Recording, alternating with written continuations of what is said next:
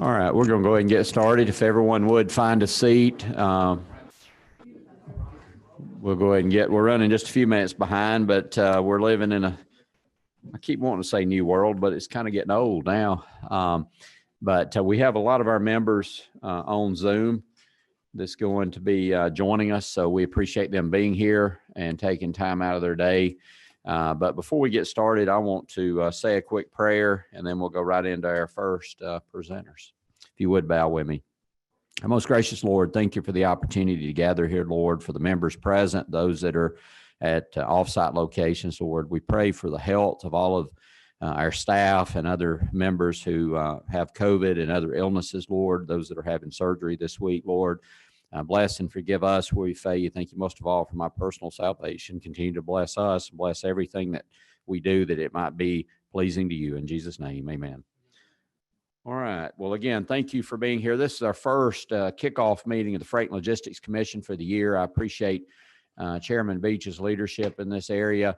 I have told the speaker that Chairman Beach and I will deliver to the Senate leadership and the House leadership a good plan prior to the end of this year so that they can take up some good legislation next session. So we're looking forward to fulfilling that promise to the speaker.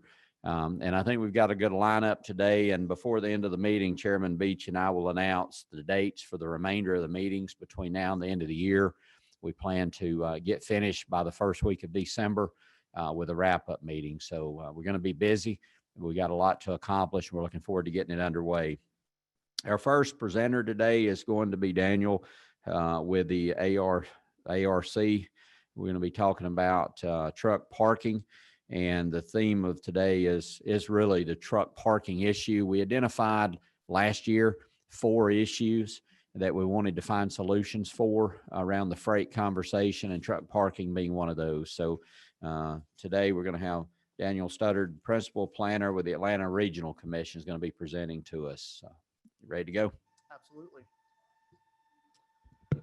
So thank you for the opportunity to speak to everybody today. Again, my name is Daniel Studdard. I manage the freight planning program at ARC. And I like to start with this slide to kind of give folks an idea that, when it comes to our truck parking study, we didn't do this out of the blue. We've done a lot of freight planning efforts over the years, going back even before what you see here.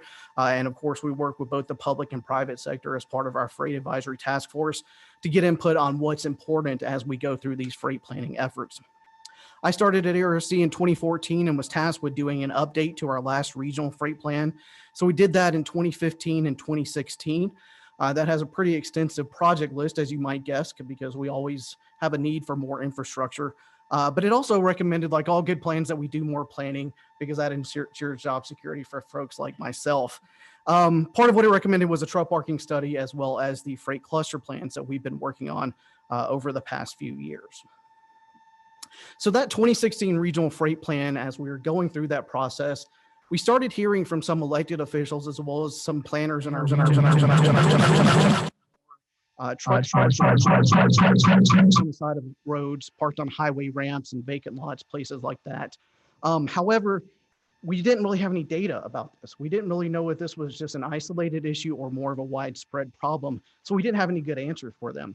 We also started looking at the feds, and Federal Highway Administration was starting to focus on this more. In particular, this was relevant for Jason's Law, which was adopted as part of MAP 21 federal transportation legislation. So it was important locally, but important at the federal level as well. And they've continued to work on it since then with the National Coalition of Truck Parking, as well as more recently, they were actually scheduled to host a 2-day truck parking seminar at ARC over the summer.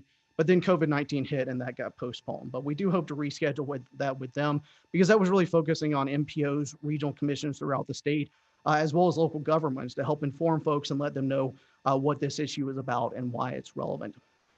So all that came together and we completed our truck parking study there in 2018.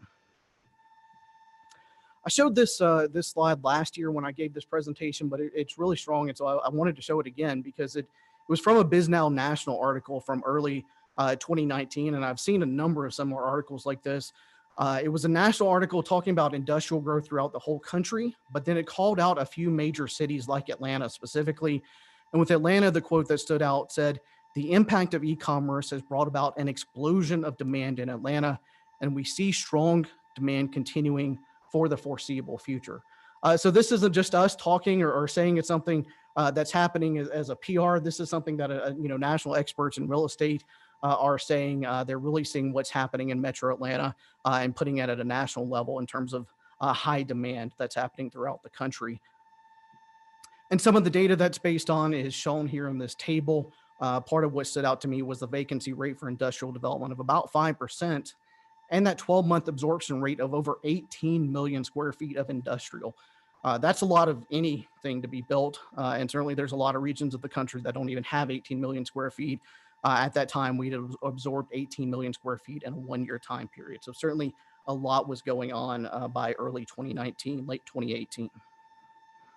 But what about now? I told some of my coworkers in community development about DRIs. For folks who aren't familiar, a development of regional impact is required for any development above a certain size throughout the state.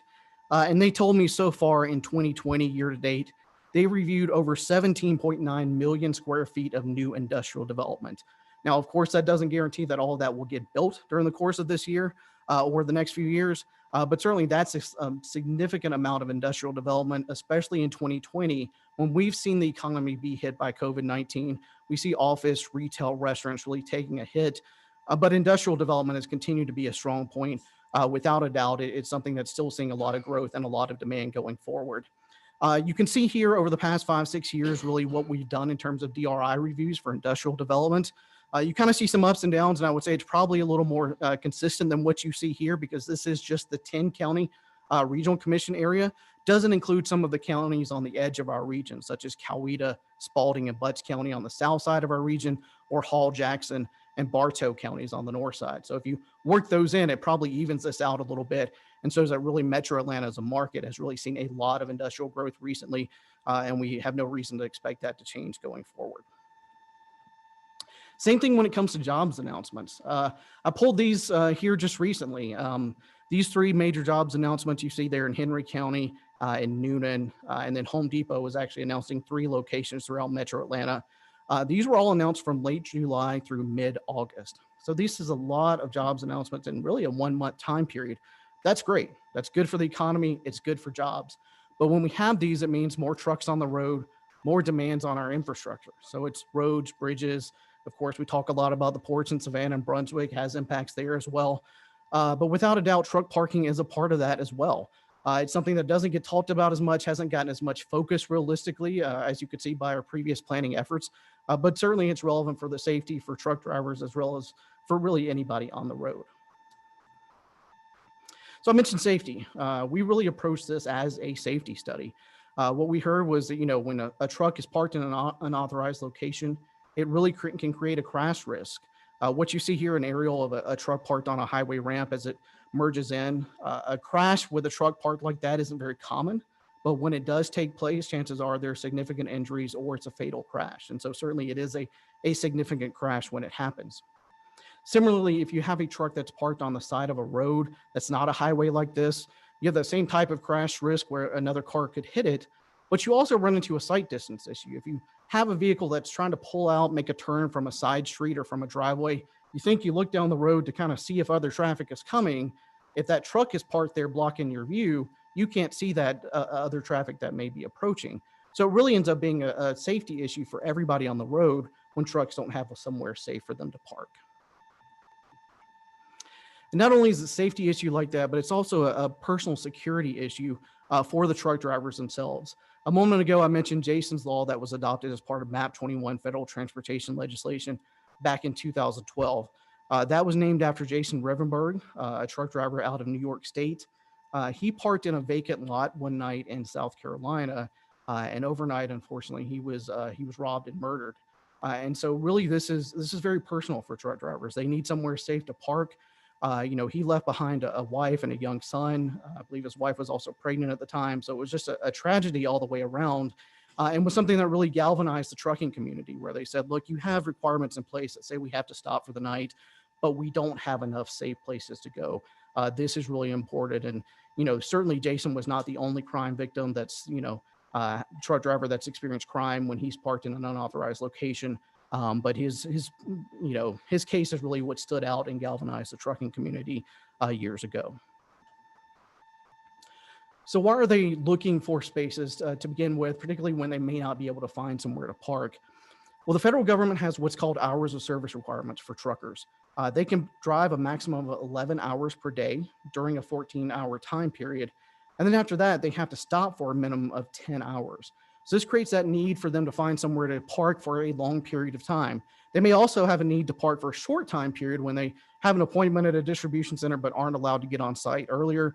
That's really a staging issue, and you may see a truck parked in the middle of the day for that reason as well. But certainly it's this overnight parking that is a big part of the demand when it comes to truck parking in Metro Atlanta. In the past, they had to keep up with when they were driving and when they were stopped and resting using paper logs. So this was literally pen and paper when they were marking down when they were driving and when they were resting. As of December 2017, they can't use that anymore. They have to use electronic logging devices, or ELDs. These are GPS-based devices, know definitively when a trucker is driving and when he stopped. And so it's a case where in the past, maybe they would have gotten to a truck stop, it was full, they had to go a few more miles down the road, and if they maybe tripped over the hours of service, going to that next exit, maybe they can, note that, maybe they don't. But at this point, they can't do that anymore. The ELDs will note that violation. And so what we've heard kind of anecdotally is that truck stops and rest areas fill up earlier in the day because of this. The truck drivers don't want to risk that violation. And so they start looking for somewhere to park. And so essentially that has resulted in an increase in demand a little bit earlier in the day for truckers. So where do we have truck parking in Metro Atlanta? Within our MPO boundaries, it's mostly on the south and west side of our region, with really the exception of Fulton County, which does have some kind of right there in the heart of Fulton County. And Fulton County does have the most spaces within our region, which is interesting. But then beyond the south and west sides of our region, it's really just outside of our MPO boundaries. So you can really see it there. As you look in that chart, you see Bartow, Butts, Carroll counties, Haralson, Jackson, Morgan counties. Those are just outside ARC's MPO boundaries. And so really these areas that are more rural but kind of transitioning to suburban, they have a lot more truck stops, a lot more places for truckers to park. The county shown in gray, they don't have any truck parking at all. So that's obviously a significant challenge if a trucker is there running out of their hours of service. Fulton and DeKalb, their spaces are really on the south sides of those counties. So if you consider that along with those counties in gray, you really see there's very few spaces along and north of I-20 for truckers to park. And that really kind of becomes a no man's land as they approach our region. They kind of have to make that decision of, can I make it through the Atlanta area without running out of hours of service? If they hit some unexpected traffic, as tends to happen when we don't have a COVID-19 over us, then they may run out of those hours of service unexpectedly and have to stop somewhere where there isn't any parking available. Similarly, they may have a pickup or drop off in our region. Say they go to a distribution center, they end up being there longer than they expect. And when it's time to hit the road, they're out of their hours of service or almost out of it. And suddenly they have to go through one or two counties sitting in traffic congestion before they could get to a space. That isn't realistic. And so sometimes they end up parking somewhere that's not authorized. So these are the type of things that really impact their behavior, because they may try to plan it out and figure out where they're going, but there's a lot they don't control in terms of traffic congestion, how long it takes to make a pickup or drop off that really has an impact on their behavior. So that's the supply side. We also took a look at the demand side. We used an FHWA truck parking demand model to look at the interstate highway corridors throughout Metro Atlanta. We looked at years 2012 and 2045 because that was some data sets that they had available. And so for this, what we found is that most of the interstate highways throughout Metro Atlanta had a deficit of spaces. They didn't have enough spaces based on what the model predicted that they needed. I did show three corridors: I-20 West, 85 South, and 75 South is actually having a small surplus. However, when we presented this in a meeting, we actually had somebody who operates a truck stop there in South Fulton who kind of raised his hand and said, "Look, nothing against your model, but we're full every night by 7 o'clock." He's like, "Whatever that model says, we have folks, every night we're full, and then they start parking on the highway ramps." And so without a doubt, the model may say one thing, but a model is useful, but not necessarily accurate. And so kind of take that with a grain of salt, and without a doubt, what we heard from the private sector is these spaces fill up and then truckers start looking at other locations. Projecting out to the year 2045, without a doubt, we see those deficits growing. We see more and more demand if we don't grow, more and more demand in that if we don't have more spaces, then we may have more truckers looking at these unauthorized locations to park. We did a good bit of outreach as part of this truck parking study, did a couple different surveys. One was actually targeted towards truck drivers from outside of our region, mostly out of state.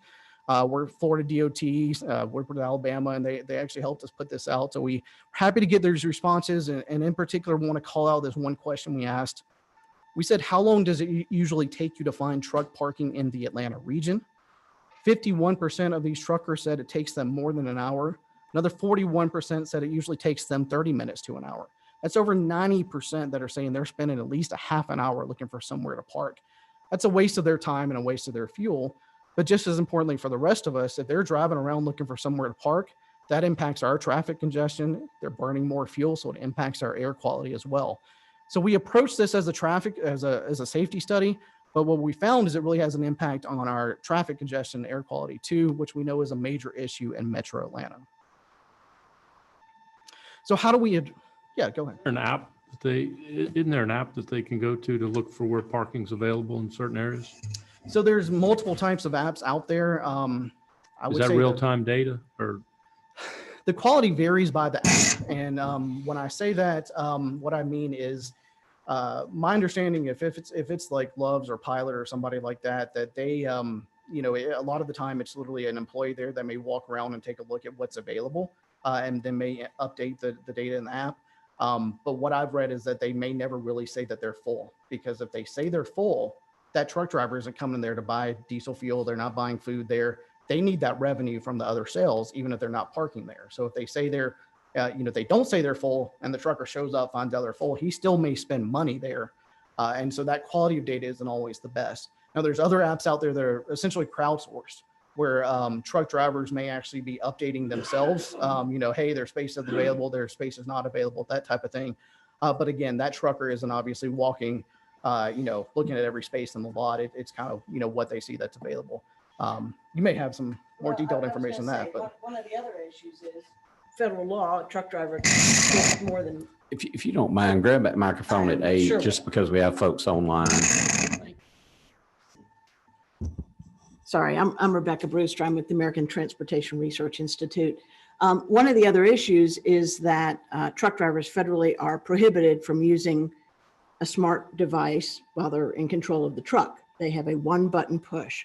So if I'm coming along the road, I can't pull up an app to look where there's available parking, which is why in all the survey work we've done, drivers really prefer roadside message signs that tell them, 6 spaces available at this exit so that they can make a choice. Now, again, fool a truck driver once, tell him there's a space and there's not one, maybe he'll forgive you. But if the information is not reliable consistently, that's a problem too. And so whether it's crowdsourced or the truck stops themselves providing the information, it needs to be reliable for those truck drivers to use it. And we did actually work with ATRI on this truck parking study, and they actually have GPS data showing where trucks are parked. And I could spend hours on a presentation like this, but part of what we did see was from their GPS data is that wherever we saw there was a truck stop around Metro Atlanta, their GPS data also showed that trucks were parked on highway ramps right next to the truck stop. So what we figured out of that was basically the truckers show up, it's full. They said, well, I can't park there, but I'm just going to hit this ramp because it's 10 o'clock at night. Nothing else is going to be available. This is my best bet at this point. So, that was really telling that they are trying to get to these truck stops, because otherwise they'd be at every interstate highway ramp. But we really saw that they clustered around the locations where there already were truck stops, but just they were full is our assumption. So in terms of how we address this, I would say that there's probably not any low-hanging fruit. There's nothing, easy or simple or cheap to do, because to a certain extent, things that fall into those categories have already been done.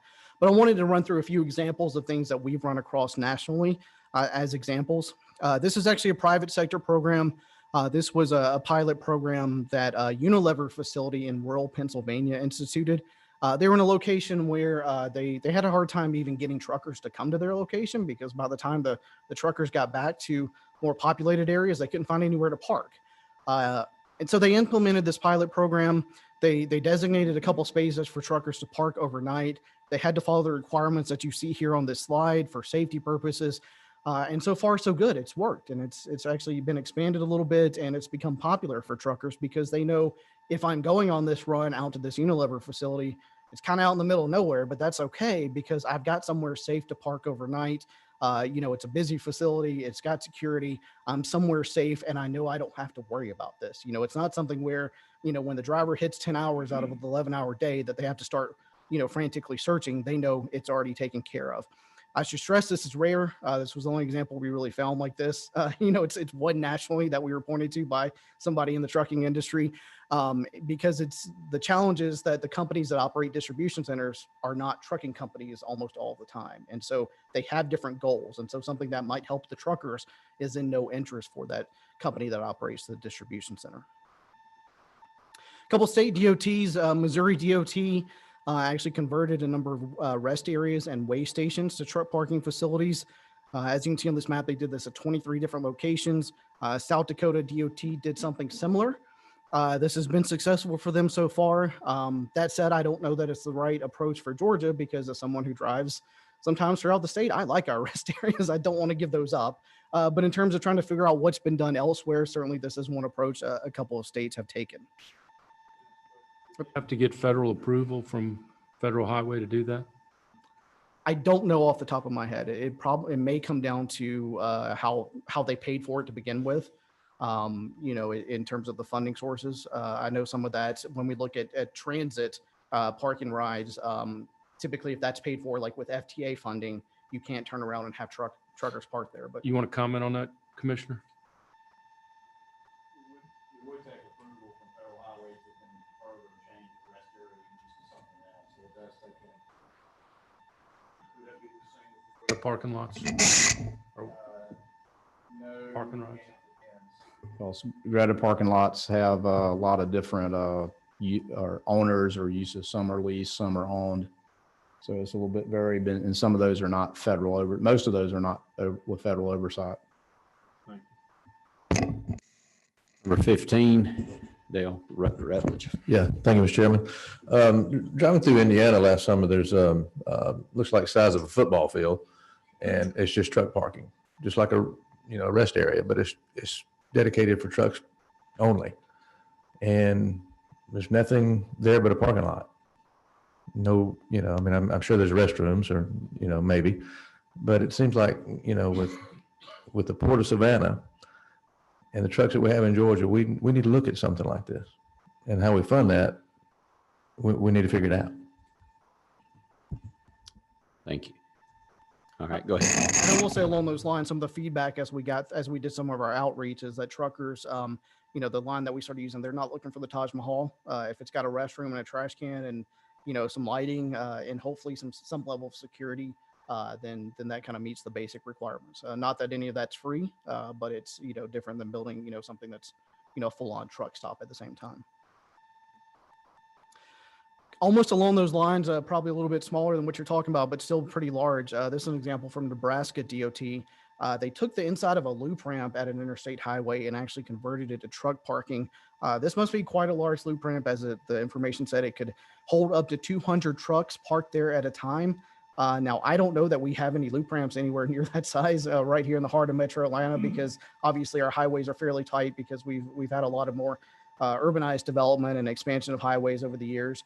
So something like this isn't common, but again, it's another example of each jurisdiction, each DOT kind of taking different approaches to do what makes sense in their location. A couple examples of local jurisdictions. Elmira, New York. They actually took an industrial zone parcel that was next to a carpool parking lot, created 25 truck parking spaces. That 25 wouldn't be enough to serve a large region like Atlanta, but for an individual, small city like that, certainly it is very helpful and helps serve those local industrial properties there. On the opposite side of the country from New York, Weed, California, city of Weed, California, located on Interstate 5. They did something very similar. Again, took industrial zone parcel, converted it to accommodate 30 truck parking spaces where they let trucks park up to 72 hours at a time. Again, like all of these examples, this is not common. A local jurisdiction, a city like this, taking on something like this is not very common. Really, these examples, for the most part, are coming out of my work with the National Coalition on Truck Parking, where we're trying to find out what's been done, but it's just not terribly common. Will you mash your red button right there if you don't care on the, there you go. There we go. All right, go ahead. So who provides maintenance for these facilities? $5 a day with 25 trucks is not a lot of revenue, but there's got to be maintenance. There's maintenance of the asphalt and the parking area, even if it's gravel. If you have a restroom, you've got to maintain that restroom and provide supplies. You've got to pay for lighting and the installation, all the capital improvements, plus the ongoing maintenance. So who's paying for that? How are they getting that money? For both of these that were these two local jurisdictions, I think the cities did it themselves, and I don't know how they initially funded it. But I think the $5 per day is, like you said, it's not enough to really cover the capital costs or even ongoing maintenance of things such as, you know, asphalt replacement, things like that. That may help a little bit in terms of covering, you know, cleaning restrooms if those are available, or servicing trash cans. But certainly I think it's coming out of local funding. But these were both areas where they had a significant number of industrial parcels. And so they looked at doing something like this to help address it. This is something that's come up of, you know, how do you fund something like this? And if you can make it larger than this and have more spaces and, you know, charge an appropriate price. If you charge more, then the truckers aren't going to use it. But on the flip side, if it's closer into the heart of our region and you have a truck driver that maybe has an appointment at 8, 9 o'clock in the morning at an industrial facility, they don't want to have to drive in from, you know, Butts County, Jackson County, somewhere like that. And so it has a financial, you know, financially it's worthwhile to be closer into the heart of the region. So it's kind of that economies of scale as you try to figure out how to do something like this. At the same time, as you get closer and land costs are more expensive. So it's very tough. That's why these haven't been done. Without a doubt, there are companies that will happily operate a truck parking lot for you. They're not that widespread. They're not household names like a, you know, Pilot and, you know, Loves and Flying J, but certainly they're out there as well. So it's something where if a local jurisdiction wants to take this on, they can farm it out to a company that specializes in this rather than having to pay staff just to do this type of thing. So there's a number of companies that do so this we'll kind also of mention work. the truckers spend a lot of time looking for somewhere to park. One thing that can help with that, you know, it's not going to replace the need for having additional supply, but one thing that can help is actually providing real-time truck parking information. And this came up a moment ago about, you know, potentially having an app. This is something that the Mid-America Freight Coalition has done, starting to install this in 8 states. The ones that you can see here kind of spread throughout there in the Midwest. Coming as far to the Southeast as Kentucky. They pay for this largely with federal funding. This came from a $25 million federal Tiger grant. So certainly there is funding out there available for certain types of improvements like this. You still, you know, federal money, you still need to put up your local match, but certainly this has a big impact on the cost of something like this. They make this available online in an app, but as Rebecca said, they can't legally use those apps as they're driving. They would have to be able to stop and pull off the road anyway to look at the app. So those roadside signs are really key. Also stress that they make this available not just on their app, but it's available for third parties. So if a Google Maps, Waze, companies like that want to put it onto their app, that feed is available for them or any other third parties. It's made publicly available. I think we may have a question from one of our members on Zoom. Mr. Skinner, do you have a question? Yes, sir. All right, go ahead. Okay, in all of the estimates you've given thus far, I would think, building on some of the other people's remarks, that land costs in the Atlanta area would be in the area of, I don't know how much per acre. And then you've got the asphalt. I'm thinking somewhere per site, what, $3 million for restrooms, water, parking, lighting, maybe $5 million even. Have you guys seen any estimates on, again, in the Atlanta area, that I know the prices are very high in the region now. Any estimates that you've seen in terms of what it would cost per site and how many sites might be needed? Just trying to get an estimate of how much money would need to be raised.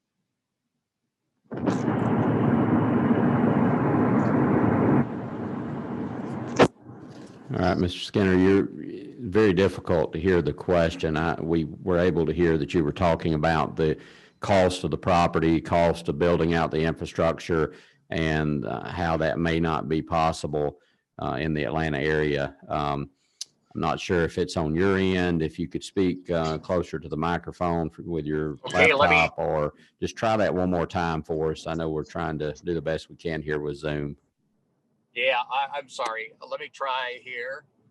I'm in the middle of a car. I'm in a car in the middle of Idaho. So maybe that's part of the problem. Well, you're loud and clear now, so go try that question one more time. Okay, great. You know, Atlanta, in all of my studies of property these days, it's so competitive, and the prices keep increasing in the region. Just curious, have you seen any or done any research? How much would it cost to do these that could handle, let's say, 100 trucks per site, you know, with restrooms, with water, with parking and lighting and all of that? Are we talking, you know, 3 million per site? Just not certain. Just trying to get a rough idea of how many sites would be required, how much money, and then that'll give me a much better idea of how much money we need to come up with. All right, thank you. Thank you. Some ideas on that? Great question. I will say we didn't get into that level of detail with our truck parking study of exactly how much it would cost. Without a doubt, cost would vary, but based on where you're at within Metro Atlanta, the biggest cost would probably be the land purchase. You know, we with the truck parking study, we knew it would be kind of high level to try to figure out if we even had a problem. So that's why we didn't get to this level of detail. But it is certainly something we can start looking at. I think the biggest challenge is simply finding those big pieces of land that you would need for something like this, and not citing it near residential, near you know, folks who would be opposed to it. And certainly, you know, most folks don't want to live near a truck stop. I think most truckers don't want to live near a truck stop, and I can't blame anyone for that. And if you look at Metro Atlanta, because we've you know, had some local governments kind of follow up with us, you know, when they've had questions or had to actually private sector companies come in and want to build truck parking locations, but they've all been, the sites that have been proposed for rezoning have all been near residential areas. So one of the biggest challenges is really finding these sites in kind of the closer in counties that are near interstate highways, but not that close to residential developments. And when you find those locations, they do tend to be, you know, fairly expensive, especially because you do want a fairly good sized location. And so that's something where, you know, it's tough for the private sector to do that on their own and do it profitably. And so that's a big part of why it's not happening in those core counties anymore, and why that map I showed a lot of those edge counties where you really see the truck stops opening up. Representative Rutledge. Thank you, Mr. Chairman. What about the median area? If the median was wide enough in some areas of the interstates? I don't know if FHWA regulations would necessarily allow that. And, you know, Commissioner McMurray could probably, you know, say yes or no on that better than I could. But my gut was that, you know, parking in a median typically would not be permitted by default, other than, you know, an emergency situation, something like that. Commissioner. It could be evaluated. It's certainly not a preferred to have ramps on entering and exiting in the middle or on the left side toward the median, but that some rest areas around the nation do exist in median areas, and even in some of the toll roads that our neighboring states have toll or service facilities in medians. So that's something that can be looked at. It's not a desirable design feature, but there are some locations of wide medians around the state. What's the right of way on interstate on either side? It varies wildly. It's hard to quantify. Usually a couple hundred feet at minimum, and then if you get those wide median areas, there, they could be 800 to 1,000 feet easily. It just depends. Okay. But usually, if you see a wide median, there was a reason for that, and it's usually topography and wetlands or streams, or there was a reason that they decided to go around something. All right, Mr. Truck expert himself, Senator Jones. I don't know about that, but thank you, Mr. Chairman. I appreciate that. In doing this study, if y'all taking a look at, the state of Georgia itself has a surplus of property all over the state. Did we take into account any of the inventory that we currently have as far as the state is concerned? I can think of a couple corridors off Interstate 20 where either the DOT or the state of Georgia owns property currently that's just sitting idle. Did y'all take that into consideration when looking at this? We really didn't get into anything site specific about where to put potential truck parking in large part because kind of a mix of things. One, we didn't only had so much funding for our study. And two, we know that anywhere that you pick will be fairly unpopular with local residents. And so it was one of those, we wanted to really focus on the data that we had before us and, you know, what the demand was, what the supply is, get input from the private sector. And so we kind of stayed away from trying to pick sites and try to pick, you know, okay, it's going here. And then people are angry because it, you know, they're going to, you know, potentially be near a truck stop or impact their property values, things like that. So we went that far and then kind of stopped there and wanted to Yeah, reevaluate. I wouldn't necessarily talk about us going into the business, but actually identifying parcels that the state may actually own currently, and then these third-party private entities that we've talked about that actually run the parking facilities, the lots themselves. That might be a good starting point for some of them who want to go and either purchase the property from the state or either lease the property from the state to set up those type of operations. I mean, the truck parking doesn't have to be that elaborate, and I don't think that's what a lot of truckers are looking for, particularly with the e-logs and everything that they have to abide by right now. They're just looking for a place that they can feel safe and get off the highway, get it on and off the highway as quickly as possible. So anyway, it's just a thought. And that business model that you just mentioned of figuring out, are there locations that already owned by the public sector that a private sector company could either lease or purchase? That actually has come up as part of our study. And we talked to, you know, one company in particular that's very interested in doing that. They're not located in Georgia, but they see a need for expansion in Metro Atlanta. And we've actually put them in contact with some of our local governments and CID. So they're kind of behind the scenes having those conversations, but there's certainly nothing guaranteed at this point of what could or couldn't happen. But they know that in kind of the heart of Metro Atlanta, the demand is there, but the land prices are so high, they know they can't do it profitably on their own. So it would need to be something like that, either purchase it from a local jurisdiction or the state, or lease it from them at a lower rate so that they could do it profitably and do it well. Thank you, Mr. Chairman. Thank you. Go ahead. So also include this slide to kind of say that it's key when it comes to what the Mid-America Freight Coalition did, because they went ahead and figured out some of the details of design standards when it comes to that data feed that could go to, you know, Google Maps or Waze or to the highway signage. This highway signage, if you're putting it on an interstate highway, it has to be approved. There's something called the MUTCD that says all the highway signs look the same. Nope, this didn't exist for truck parking. And so they actually had to go through that federal process and get this approved. So the good thing is that if another state DOT, Georgia, or anybody else wants to go down this route, they don't have to start from scratch and get these approvals or figure things out from the beginning. So next steps, like I said, some local governments have contacted us. They're starting to look at this issue. Gwinnett County in particular, of course, it's the second most populous county in the state, but it actually showed up as having no truck parking in the entire county, and they have a good bit of industrial development, population of over 900,000 people, I-85 passing through. So without a doubt, they have a good bit of demand. They started looking at this not just because of our study, but because they were actually getting phone calls from angry store managers, from office managers, where they're having trucks parked overnight. So they kind of had some angry locals that kind of prompted them to start delving into this. We're certainly continuing to look at this issue as part of our local planning efforts with county level CTPs and freight cluster plans. Mentioned real-time truck parking information is one route to go. I mentioned just a moment ago some private sector companies. We've actually had application for rezonings in a couple locations and counties, but they've been denied so far because they were pretty close to residential areas, sometimes almost right across the street. Understandably, that's not ideal, and they weren't always even near interstate highway, so they weren't great locations. So I mentioned TSPS here because they're one that has actually kind of come to some local governments and CIDs and said, hey, can we work with you? Certainly encourage them or any of their competitors. I'm not picking one over another, but they're one that's kind of come in on the front end and said, where does this make sense that we could potentially go within your jurisdiction? At the end of the day, all this, whether it comes to technology, real-time truck parking information, the most important thing, though, is that we really just need more truck parking spaces to satisfy the growing demand for truckers to park overnight. these really fall into the categories that you see here. Private sector facilities, we're talking about truck stops, or we're talking about those truck parking lots.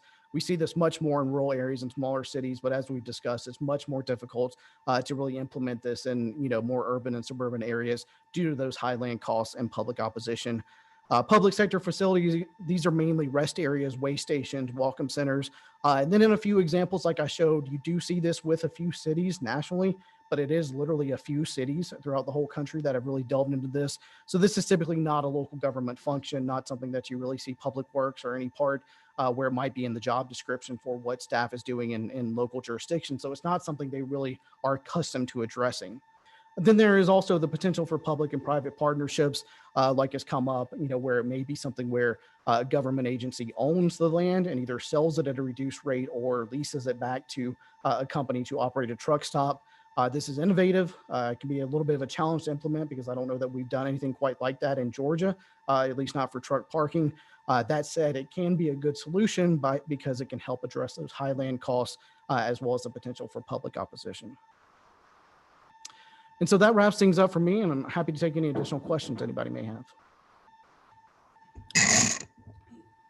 Thank you very much for your presentation. It seems like, and Senator Jones talking about some of the areas outside the metro area, seems like a great opportunity for the private sector to be able to purchase property and high truck areas where land cost is less. But I think you're right, in the metro Atlanta area, you're gonna have to find ways to partner with local governments and with the state to make that feasible. So continue to work on that as we move forward. And I know our planning director from GDOT is going to be here talking a little bit about GDOT's approach to this and ideas they have here shortly also. Is there any questions? And this really may be a question for Rebecca during her presentation, but I guess it was 3 weekends ago, I saw in 60 Minutes where in Arizona, they actually are having driverless trucks. I mean, they're on the roads with nobody in the truck, and they're testing it, I think, in Arizona. What role do you think that will play if they won't have to worry about 11-hour logs because they won't need to sleep? They can drive 24 hours if they want to and just come through Atlanta without worrying about parking. So do you think technology will play a role in this in the future? And the gentleman that they interviewed on 2020 said he believes driverless trucks will be here within a year and a half, 2 years. Maybe he's being a little aggressive there, but they are testing it on the open roads in Arizona, I believe, and maybe even Nevada. But what are your thoughts on technology playing a role in this parking dilemma we have? So at ARC, we're definitely trying to keep up with the technology, whether it's freight related or not. It gets better every day, every year. We've been hearing from companies that it'll be here in a couple years for probably about a decade to a certain extent. So some of that, it is closer than it was 5-10 years ago. But at the same time, some of that is marketing. Some of it is public relations. It is getting better. And I would say that at this point, you put a truck on the road, you put it on the interstate highway on a nice day with no bad weather, no road construction, no crashes or accidents ahead of it. That truck, there's trucks out there that can do that just fine today. That technology is there. It exists. It's been tested in pilot projects for a number of years at this point. The challenges come up with any of the things I just mentioned. When it comes to severe weather, when there's a crash ahead of it, road construction, things like that, or the other things that may happen on the road that are unexpected. The other challenge that trucks have that you may not see with cars, a Tesla or anything that's out there, when they get off of that interstate highway, it's a bigger challenge with a truck because the front of the truck makes a turn and the container, shipping container back behind it turns at a different rate. And so it's a much bigger challenge to do that and manage that on a surface street than it is on an interstate highway. Now, without a doubt, that technology keeps getting better. And at some point it will make the need for these truck parking lots to go away. Figuring out that timing is a little bit of a crapshoot because so much of what we hear is marketing as opposed to reality. I will say that if some of these lots are designated, some locations are designated as truck parking lots and 5, 10, 20 years, whatever the time frame is, they become obsolete. That's okay because you've essentially stored land for other uses. And without a doubt, if it's near industrial locations, I'm sure there will be plenty of demand. There will also be demand for, other types of loading and unloading needs that may come as we get to more automation with both the loading and unloading side, that there are plans to kind of make everything more efficient, make sure trucks are full. a lot of the trucks on the road are either empty or partially loaded. And so there's plans to use more automation that will need more locations for things like that. So my gut is that at some point, if these become, unnecessary, there will be plenty of demand on that piece of land to use it for something else. Rebecca, I don't know if you have any thoughts on the time frame for anything like that, but Well, I personally think it's a lot farther off than what you might have picked up from the 60 Minutes presentation. Because in each of those cases, those trucks still have a safety driver in the cab of that truck. And so that driver still has to have somewhere to pull off, use the restroom. I mean, we're a long way from even public acceptance of 18-wheelers going down the road with no driver behind the wheel of that.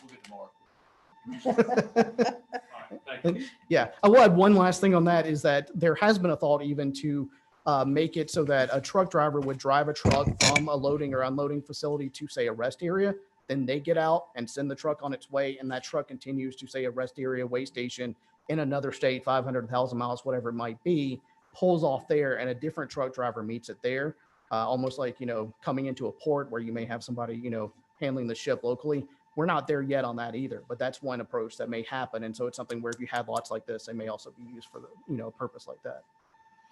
All right. Thank you, Dan, for your presentation. Appreciate it. Thank you. All right, we're going to go on with the agenda, and we've got three members of executive directors of CIDs. We've got Gerald McDowell from Aerotropolis, Ann Hanlon from Perimeter, and Tracy Stipe from Town Center CIDs. If y'all could come up and sit there so you could be on, the camera could catch you. And then we've got Carrie Armstrong, who is chairman of the ARC, is going to moderate a CID panel.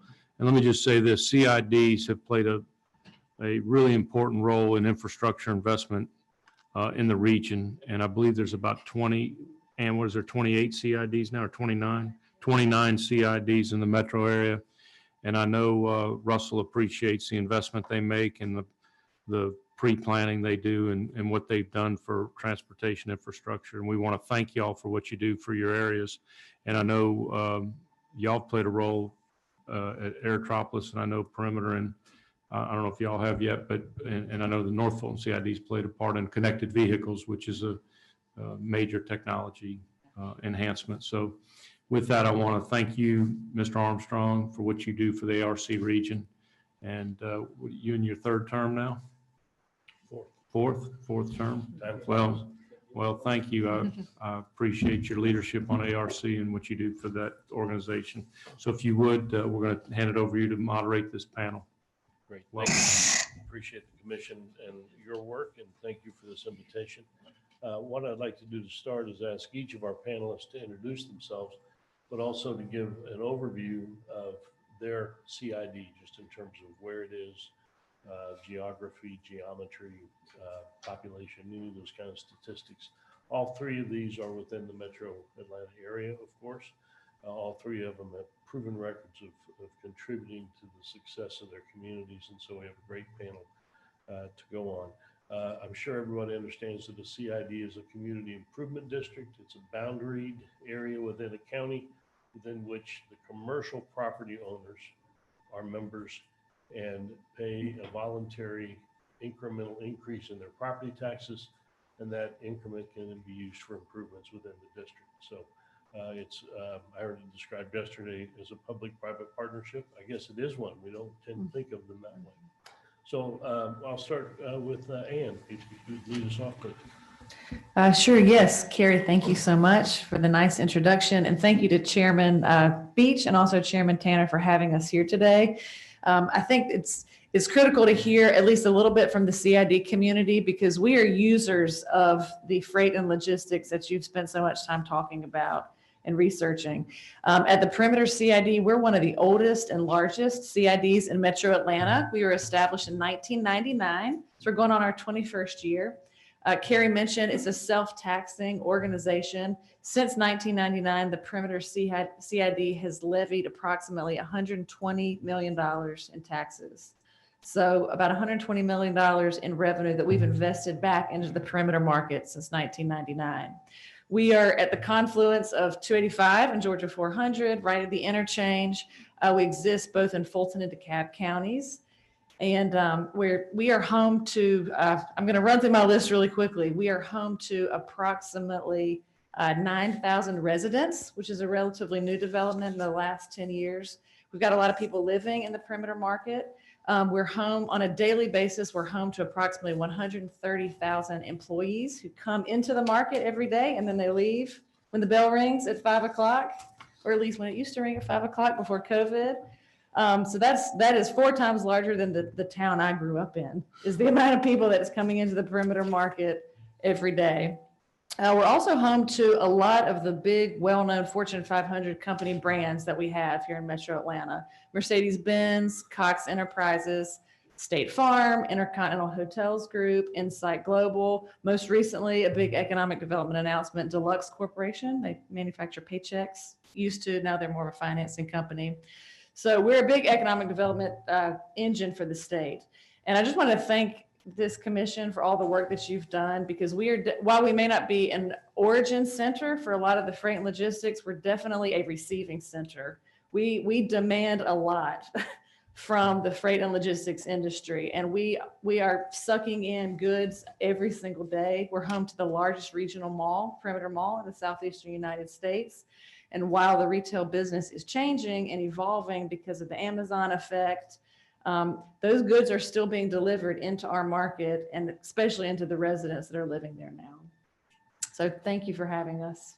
Thanks, Sam. Thank you. This is the awkward spot, I think. Do I go this way? Do I go that way? We want you for the camera. Perfect. That's the way I'm going to go then. Good morning, everyone. Tracy Rathbone-Stipe, Executive Director of the Town Center CID. We are the second oldest CID in the state of Georgia, and we are in northern unincorporated Cobb County. So we have all of Kennesaw State University, more than 40,000 students within our boundary line, along with 100,000 employees coming in and out of our district on a daily basis. In addition to that, we have about 5 million square feet of retail and restaurant, and 4 million square feet of office space. So our Class A office market is tight and changing as we're moving through COVID, but we have a very large industrial and flex market. We have a market in Town Center area that is more than 1.3 million deliveries of square footage in the past 12 months, and a 12-month net absorption rate of over 501,000. Our vacancy rate remains low at 5.3%, and we've had about 6.2% growth in the past 12 months. So what that means in regular terms is that we have one of the regional activity centers in Cobb County, Cumberland being the other. However, we have a very large industrial market that is very tight. We do not have a lot of opportunity for new space because there is certainly just not the land for it. In terms of what we do inside of the CID, Ann did a great job. I could just say ditto. And we are at the northern hub of Metro Atlanta. And so as you come into Town Center, you're really in that transitional space. You have Bartow and Cherokee and Paulding on our boundary line. And we are the first stop coming down 75, which, as you all know, is the busiest freight corridor in our state. So we have a lot of opportunity to figure out ways to improve logistics throughout the corridor. We have a number of industrial companies, such as FedEx has a large distribution freight station there, Hapag-Lloyd, Yamaha, Home Depot, and Hyundai. So it brings a lot of diversity to our district and a lot of complicating factors, particularly as redevelopment is a key issue for us in the Town Center area. So I'm pleased to be here, part of the commission. Thank you to the chairman. Thank you to the commission and to all of you today. Gerald. Gerald. Good morning. Gerald McDowell with the Aerotropolis Community Improvement Districts. To our chairman and members of the commission, it is an honor for me to be here this morning to tell you about the Aerotropolis Community Improvement District. Like Perimeter, we are 2 community improvement districts working together on Fulton County. It's the Airport West Community Improvement District, which was formed in 2014. And then on the Clayton County side is the Airport South Community Improvement District, formed in 2015. We have a staff of 6 managing these 2 community improvement districts. We have about 700 parcels between the 2.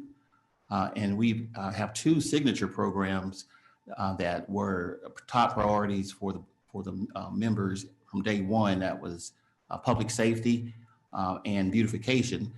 So we actually have a public safety director that we refer to as our police chief. But in the last 2 years, we have turned our focus more towards transportation. We actually had a transit feasibility study back in 2018 that lasted for a year. And then we were awarded one of the freight cluster studies.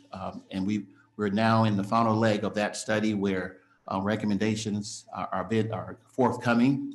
And during this freight cluster study, we've discovered what Daniel was talking about from ARC in terms of the challenges of truck parking, as well as the challenge of accommodating these operations of logistics in residential communities.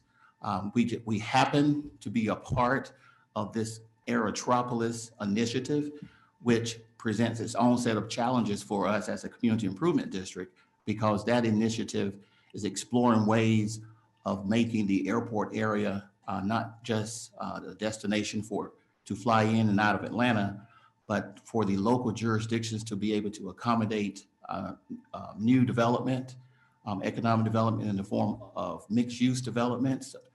As a result, we have several of our cities with mixed use development underway. And as a result, they want less trucks. And so the challenge that we have is we have existing trucks. We have a business park called managed by Duke Realty. That is probably one of the premier business parks in the country. They have set an example of how the correct way to do it, but our local governments still do not desire more trucks. And so we have to figure out how to accommodate the existing operations that we have while we collaborate with the Aerotropolis initiative. And I'm happy to explore more of that as we move forward with this panel. Great, thank you, Gerald. Just another quick point of clarification, the way the state laws enabling legislation work with CIDs, they can't cross a county line. And so that's why you see in 2 cases here, CIDs, it's one organization, actually 2 boards for each of those that straddle a county boundary. Gerald, I'm going to put you on the spot again since you offered and ask you to elaborate. You have an unusual situation out there, down there, around there, with all of the moving parts. You have the world's busiest airport. You have a huge amount of infrastructure, which obviously already demands use by trucks. Can you describe some, and you have given some examples, but are there particular impacts day to day that you see that need addressed quickly, might be a priority, and have you identified any solutions for those? Absolutely. With COVID-19, we have experienced the opposite of what a lot of areas are experiencing. We are experiencing increased truck traffic. I mentioned Duke Realty, but there are other business parks in the Aerotropolis, in our 2 community improvement districts, where they have operations like, for example, Amazon and FedEx and Dick's Sporting Goods and Colgate, for example. Those operations have increased. If you listen to the name of those companies, you understand why. And it didn't help when Hartsfield-Jackson started accepting more Amazon flights. Now their daily flights went from 0, and by the end of the year, they are projecting it to have 6 daily flights coming into the Hartsfield-Jackson.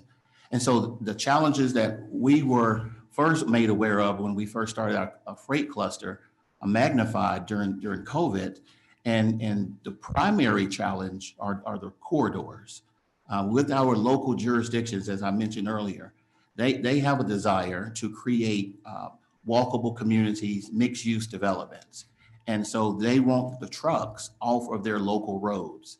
And so what we've done as CIDs over the past 3 to 4 years, we've conducted multiple studies and where we have identified some projects where we could widen existing corridors, or in some cases create new roads, and to redirect some of the truck traffic. So what I would say to the commission, for some of the solutions that the challenges that we are having is simply redirecting some of the truck traffic out of the local communities. And we are exploring, how that can be done. One last thing I'll say about COVID. So what's happened, we're probably in the third iteration where Amazon, Colgate, and FedEx, and now, if that wasn't enough, Home Depot decided that they wanted to build a 500,000 square foot facility. So just on Camp Creek Parkway alone, it's projected that the truck traffic is going to increase from about 5,000 to about 85 trucks per day. And it's in the core part of our district. And we've identified some potential new routes for these trucks, but the daily parking has increased. And so we're in the third iteration where new parking areas have been created to accommodate this increased traffic. And what that has done for the CIDs, fortunately, because we have our public safety program, which means we have private security and we have off-duty officers, we were able to work with our local partners and help direct the traffic and traffic flow through these local communities where the impact was lessened. And so some of these solutions are to work along with our local partners. We're not going to be able to eliminate truck traffic, but we can certainly support the movement of truck traffic with widening of corridors and adding new truck routes in the area. And we've seen that even throughout COVID. Thank you, Gerald. I think we have one comment before we go on from Derek Johnson on Zoom. Derek. Hey, are you able to hear me okay? We got you. Go ahead. All right. So one, thank you for the opportunity, and for those that are representing the CIDs, definitely have been very encouraged by the work that's being done in the three areas that I've mentioned here. I work with UPS, and curious as to each of the CIDs, part of the areas that make them really attractive, especially in these live, work, play communities, is the density. And I think, Gerald, you were beginning to mention changes that are being made or could be made to allow truck traffic, whether it's going to be freight or even local delivery. And we've seen the uptick of that with regards to e-commerce during COVID.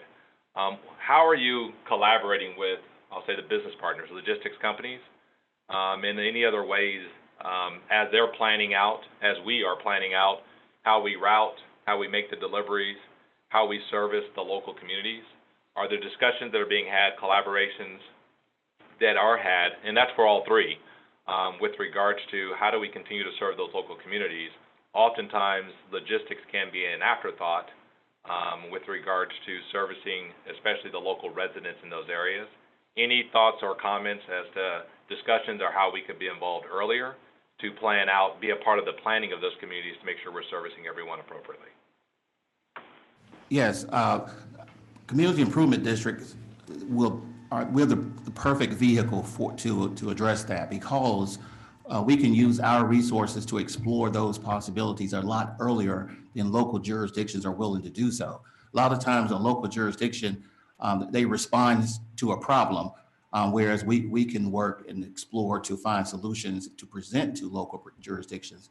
One example, there's a developer who's come into the area with a mixed-use development.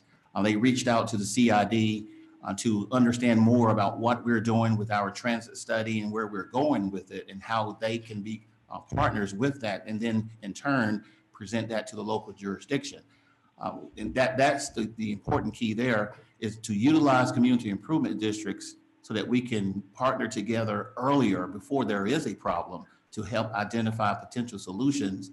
And then the other part of community improvement districts is because of our relationships that we have with organizations like the Georgia Department of Transportation, the Atlanta Regional Commission, and our transit agencies. Because of those relationships, we're able to advocate for our property owners while at the same time accommodating the operations of local businesses so that we can find a meeting ground to satisfy both parties. I'll give you one quick example.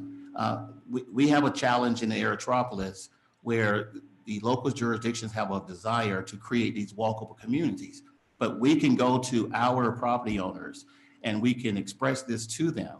And so when they are building their next warehouse, or they're building whatever their next project may be, they can take all of this in consideration for that particular project and know in advance, before it gets too far down the road, what the challenges are going to be. When they get down the road, they have solutions to present to challenges to their project. And that's the role that the CID can play with private sector and private property owners. Tracy, on to you. I'll ask the same question. Your district has some similar challenges. You also have McCollum Field, one of the major general aviation airports. Can you give us specific examples of freight issues or logistics issues that you are trying to wrestle with? Most definitely. As you said, we have Cobb County International Airport, which is the second busiest general aviation airport in the state. They have about 200 in and outs a day. And so that definitely creates complications when you're looking at the perfect storm that we have inside a town center, where we recognize the importance of the market with industrial, and yet, the movement of freight is really important, and how we do that. And we also build this community, as Gerald said. We're trying to achieve a number of priorities throughout our very diverse district, and it can be challenging at times simply because of the different forces at play. And so how do we balance that? And we love to have companies come in the beginning while we're doing our master planning and study process. We're doing a number of corridor studies right now. We're working very closely with some of our companies, such as Vulcan and C.W. Matthews. Next to our airport, we have a quarry, which presents its own set of opportunities for us throughout the district. So working with Vulcan in a partnership to determine what the truck routes look like, not only through the district and the arterial roads, but also on the interstates. We have a full access managed lanes ramp there at Big Shandy. Thank you, Commissioner McMurray, where it has changed traffic throughout our district, particularly on our north-south arterial roads. So a lot of what we're looking at is how we can identify that inner loop of the district with the South Barrett Reliever on the south side, and then the Chastain Road, as well as Busby and Barrett Lakes Boulevard, north and south, to create corridors that are multimodal, but have opportunities for different patterns of traffic for trucks, possibly at different times throughout the day.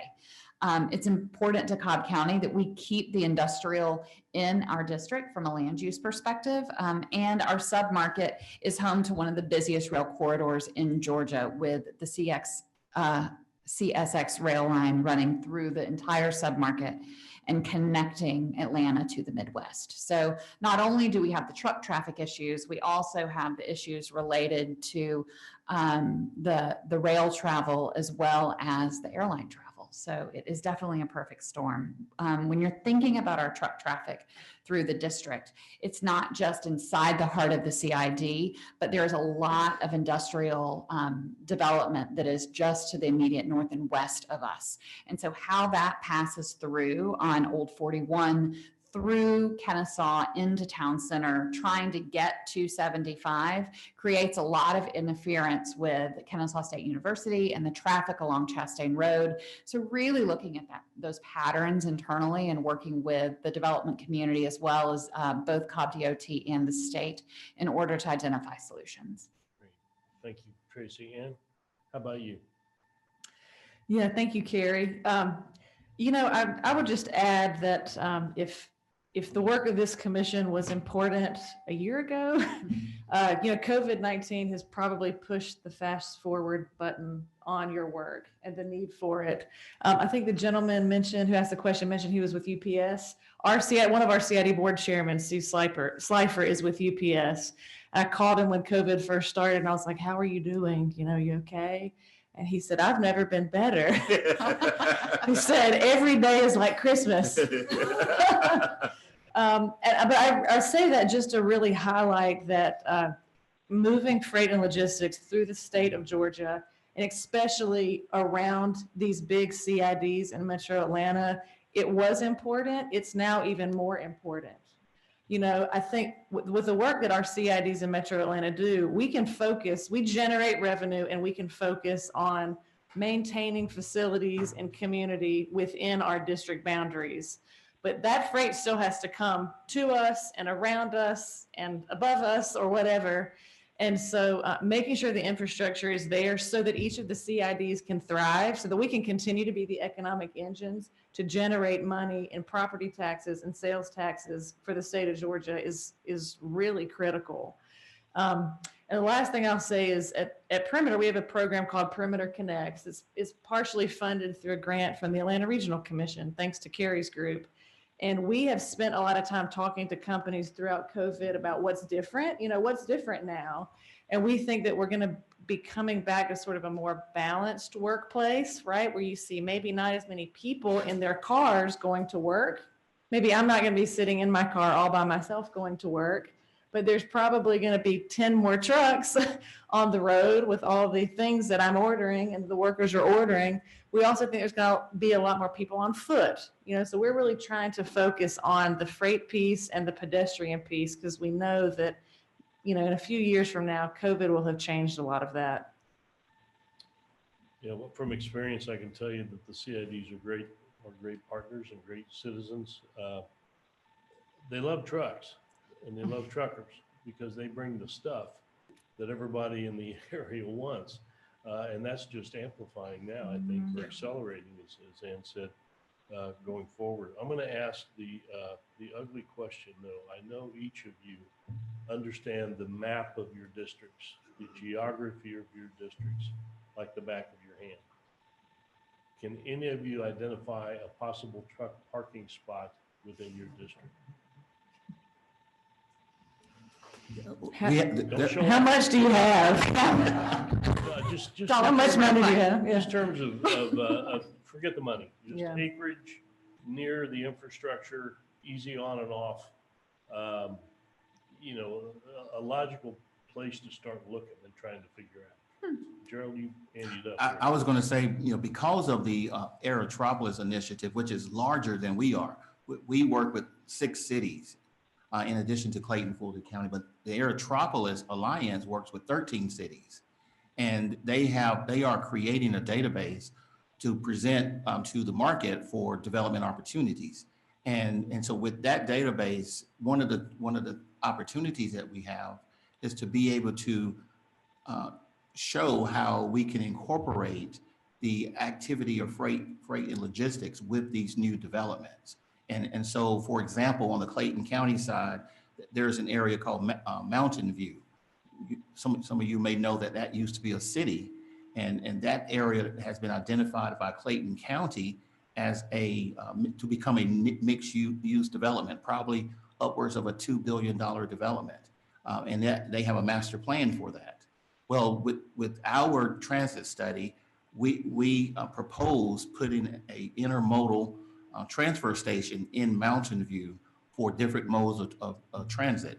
And so that's an example of where we can work with the Aerotropolis initiative or with our local jurisdictions and help them to figure out how to accommodate and how to incorporate truck parking or facilities for freight and logistics into their plans, into their master plan, where you come out with a win-win.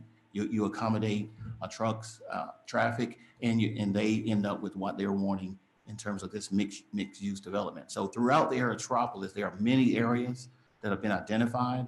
And so our work for us is to work with these local jurisdictions as we work with the state, Georgia Department of Transportation, with the Atlanta Regional Commission, and our transit agencies to incorporate operations, or as Ann indicated, infrastructure to accommodate activity that is happening in our districts. We have an issue of maturity in Town Center. There's not a lot of land that remains. There's one 90-acre parcel at the top end of the district that is at Chastain Road and 575 that has on the northern and eastern side surrounded by single family housing. To the south, it's surrounded by KSU and industrial Class A office. And so it is a challenging parcel, as you know, in order to redevelop. And so outside of that, in our boundary line, there's very little that could be done in terms of parking. Thankfully, we have Bartow to our north, and it's one of the areas, as Daniel identified earlier, that does have truck parking access and capability. So working with our partners there is important for us, as well as looking at Codner National Boulevard outside of our boundary line, which is partly an unincorporated Cobb, but also in city of Kennesaw, on how we can create freight cluster there. So once we get through our master plan, we'll be working on our own freight cluster study, taking all the good tips from Gerald. Imitation is the best form of flattery. So looking ahead at what that will be for us is a challenge, given the complexity of the issues in our district. Gotcha. Ian, I know you've got 200 acres just sitting around. That's why I ask, it depends on how much you have to spend. I don't see the perimeter market as having a lot of storage capacity, but I think for us, efficiency is going to be key. You know, we spend a lot of time thinking about what the top end of Metro Atlanta is going to look like in the next 10 to 15 years.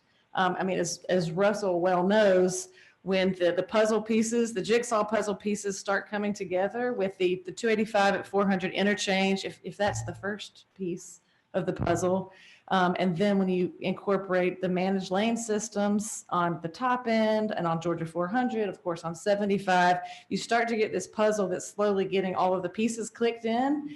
And getting all of that in and out of the perimeter market and with efficiency is really going to be our focus, especially as we're also thinking about transit. So in addition to freight and logistics and moving trucks through our district, we're also thinking about buses, express buses operated by Greta and CERTA or MARTA or the ATL, and having all of that dumping into the top end of Metro Atlanta and dumping back out every day. So I think for us, efficiency is going to be key. And I think to add on to what Ann said, you know, we have an east to west connectivity issue on the top end of Metro Atlanta. And it's been something that's been talked about for a very long time, and how you get from, you know, Gwinnett County to Cobb County and stop off in perimeter in your way. And so Greta and CERTA added bus line there that connects to our express routes in our different park and rides. But transit and is not only the issue, we also have the logistics issue as a part of that as well. So looking at the opportunities for what's next in terms of larger infrastructure projects much further down the road, but still important as a piece of the full puzzle for sure. Well, I will defer to our chairman. We are 2 minutes over our allotted time on your agenda. I want to be respectful of that. Do you want to give us some more time for Gerald to brag, or are we done?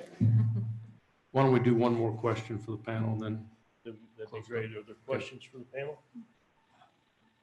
any questions for the panel from the committee? Okay.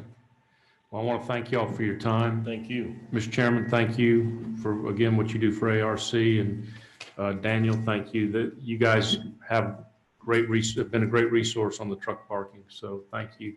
And again, thank y'all for what y'all do. You bet. All right, thanks. We'll move on.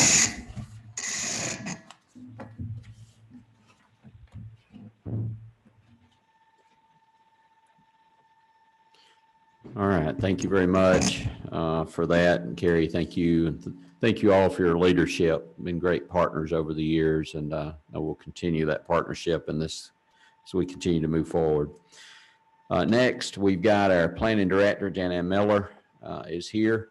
Going to talk about truck parking from the GDOT perspective. So I'll turn it over to her.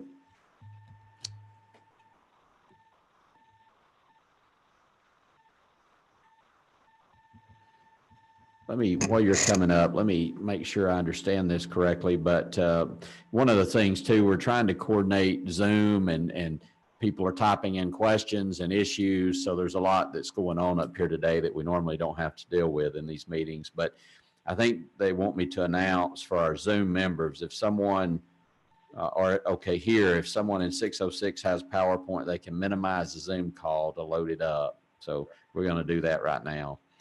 Also to our Zoom members, just so you know, if you have a question, we'll get to you. When I call on you, I have to, all the other mics here are mute.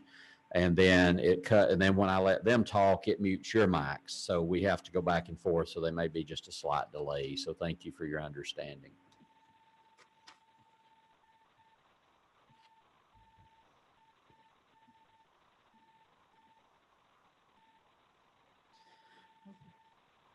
All right, thank you.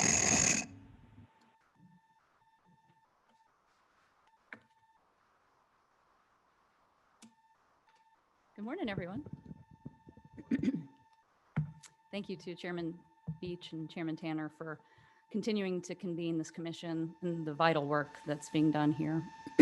Clearly, we have a lot of freight moving in the state of Georgia, and the work you all are doing, being so deliberate and looking into things like truck parking, is really forward thinking. And I applaud that, that looking to the future while also dealing with the problems of the present, because what you've heard today so far and we'll continue to see and hear are truck parking issues that are going to continue as our truck volumes increase, because our population's increasing, our economy is growing, and you name it. I do see some other members of the commission on the screen here. In fact, I do just see one that I recognize. Hey, Stephanie, how are you? Good to see you. And thank you for all of you for making time for this important topic today. Got a PowerPoint, I'm gonna go through it, but feel free to jump in, ask questions, give ideas as we go through. And I know my staff is over at GDOT Planning is taking notes. Very pleased to announce that Matt Markham has joined us at the Department of Transportation as a Deputy Director of Planning, further emphasizing our approach to supporting economic development and freight flows. So without further ado, I want to let you know we have gotten a truck parking analysis underway. I can't say it's a plan, I can't say it's a full study, but it is analysis. We wanted to really jump in and see if we could figure out in innovative, low-cost ways what's going on out there. Got some groundbreaking analysis we've been able to bring forward. We're focusing on the demand for and supply of, because really that is where you get pinch points in the whole scenario here of trucks parking where they shouldn't, creating unsafe conditions potentially, and as we enhance safety and support our economic development, we wanted to bring forward some good analytics first. So we've had extensive coordination, I would say, between GDOT offices, especially GDOT traffic operations and maintenance and rights of way, as well as the Georgia State Patrol. We've taken a unique look internally with all the resources that we have. We've also used the Eastern Transportation Coalition. Some of you might not have heard of that organization yet, but it is the old I-95 Corridor Coalition. They've transitioned their name as they've added a couple of states, Tennessee and Alabama, but their work continues and is very freight focused. So we're using some of their best practices and expertise. We started this earlier this year in the spring, and we are doing this demand supply, future conditions is underway. We're hoping to incorporate the findings into our freight and logistics plan that we'll kick off next year. Maybe a little timeline here on a national scale and a state of Georgia scale. This Federal Highways report back in 2002 was the first that we can find on record of attention at the federal level. And then there was trucker Jason Rivenberg, who was unfortunately the victim of a crime. He was in the process of that crime being executed, he was murdered. It was a petty crime, and it was unnecessary for him to be parked where he was. It was a dark and desolate place. And Congress responded and put Jason's law into place, and is wrapped into the work at Federal Highways through MAP 21 with a survey that started of the states of where truck parking exists. The FAST Act made truck parking facilities eligible. And then in 2015, Federal Motor Carrier Compliance and Safety Administration, the federal regulators of trucking, put into play some changes of hours of service that really went into high gear with the electronic logging devices, ELDs, in 2017. The enforcement of those hours of service through ELDs started in December of 2017. It phased over time and went into full completion of compliance last year. So if you've seen the temperature rise, so to speak, in the truck parking issues over time, it is exactly kind of that dialing up of the enforcement. And truckers wanting to make sure they're complying with their electronic logging devices that are in all trucks now. Those hours of service are not sent to the federal government. They're kept on board, but they're there and available for any law enforcement at any point in time to say, whoop, you're out of your hours of service, and they get penalties for that. Therefore, the trucks are needing to park wherever they might be able to find a space. Or what they all will sometimes do, and I'm sure Stephanie and others who are in the operating carriers nowadays are noticing potentially some lower efficiency in the supply chain because they might cut off their trip early to park where they can, even if they still might have 30 minutes or an hour potentially in their hours of service for that day. They might not be able to find a parking place. They might come across traffic or weather in that period of time, and they just don't know, and they want to be safe and grab a parking place. So we're dealing with both safety and efficiency impacts from the electronic logging device enforcement of the hours of service. Of course, here in Georgia, back in 2009, we had our first Commission for New Georgia Freight and Logistics Task Force report that led to our award-winning freight and logistics plan back in 2012. ARC has been doing great work with the regional truck parking study that you heard from Daniel earlier today. And we've got in today's world, we've got this commission that's looking at the truck parking challenges, and we have the ability to look at it in new ways. We are also looking to other states. Tennessee DOT is doing a truck parking study. Texas has done one and released their report. So there are lots of potential places that we can look for best practices. So we have a new opportunity as well with the National Freight Strategic Plan. This was released September 3rd by Secretary Chao. I was very honored and privileged to be able to work on this when I was up in Washington. It was part of the requirement of the FAST Act, and Secretary Chao brought it home in a really strategic way. So thankful to have this as a guide for us here in the States. That national vision, that freight transportation system of the United States will strengthen our economic competitiveness with safe and reliable supply chains that efficiently and seamlessly connect producers, shippers, and consumers in domestic and foreign markets. This is an administration that is focused on supporting our economy and doing it in practical ways with meaningful investments in infrastructure. And that's what this National Freight Strategic Plan puts forward in many factors of freight and logistics. I encourage you to take a look at that report. It's on USDOT's website. There's an executive summary. So, economic competitiveness, safe and reliable, efficiently and seamlessly, and connecting all those who need the freight. Well, they also address in that report, in that plan, truck parking facilities. Again, this is something that we can latch onto and use as a guide for what we're doing. And hopefully in the future, we'll be able to have some more flexibility and availability of funds to address this at the state level. Necessary for truck drivers to take rest breaks and comply with FMCSA's hours of service regulations per ELDs.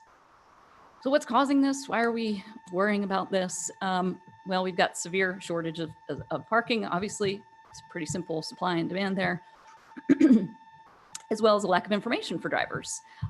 There's a initiative underway in several states to improve roadside messaging for where truck parking places might be available. Bless you. But it is even hard to know for that trucker who's going to be 20 miles from that parking area where there's 5 parking spaces available now. Will they be there when they're there in 5 minutes? It's hard to know. We've had challenges in limited delivery windows. These are just a few of the things that are mentioned in the report. Another big driver here, though, is obviously e-commerce. We've all benefited from the at-home deliveries that have occurred during the pandemic here, but it has been growing several folds, and it is expected to have a CAGR of 12% in the next 4 or 5 years. E-commerce is driving a great deal of truck traffic, and we'll just talk about some other drivers of truck traffic here in just a moment. Overdrive magazine is one of the industry. We like to look to the industry to hear what they think about things, what's going on. Leading magazine, it's really aimed at the owner operator, the independent truck industry. calculated, they did a weighted score. So this is, I wouldn't say anything we would necessarily publish in the Journal of Transportation, right? But this would be something that is an indication of the pain out there in a scaled way. We scored out of 0 to 40, we scored 27.8.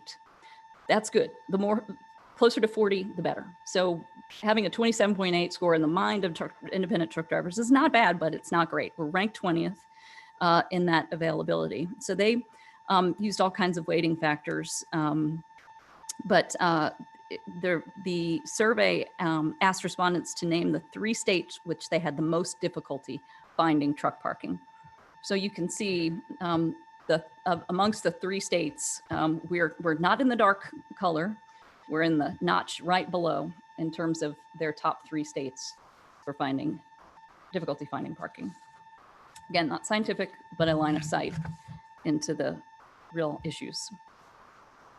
Our demand drivers, of course, in the state are the cargo that needs to be carried in our major industries: manufacturing, warehouse distribution, logistics, and agriculture, natural resources. I want to remind you of a couple of really exciting and important statistics that is driving truck demand here. Department of Economic Development just recently released their fiscal 2020 numbers. $7.4 billion of investment, $7.4 billion of private investment in the state of Georgia in fiscal 2020, even with the pandemic. That is impressive. That is 350 companies that brought 24,000 jobs to the state. You look a little deeper and you realize of all of those investments, all of those companies, 84% of that investment are for companies that require logistics to move their goods. 84%, so $6.2 billion of private investment that requires freight, inbound, outbound, and both. 280 companies, or 80%, and 16,600 jobs are logistics-enabled jobs as a result of Department of Economic Development's work. Well, guess what? We've got to make sure our roadside infrastructure, our rail side infrastructure, surface infrastructure is up to par to be able to handle all that cargo. Of course, Georgia Ports Authority is another driver of that freight growth and truck growth. We've been, Port of Savannah is now the top exporter for containerized agriculture. That's a huge accomplishment. Those are heavy trucks. Do they require truck parking? They might.